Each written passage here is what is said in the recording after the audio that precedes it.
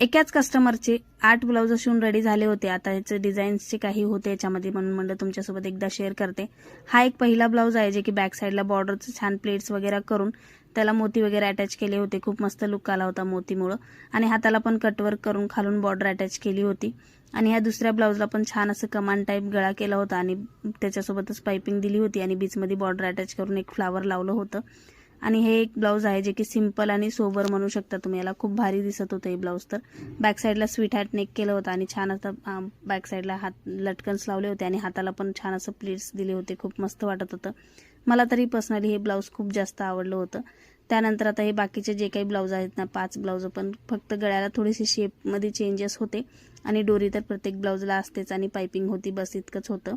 आणि सगळे blouse prince कटच असतात त्यांचे, त्यामुळे सगळेच प्रिन्स कट होते आणि बॅक साईडला पण थोडंसं शेपच चेंज होतं।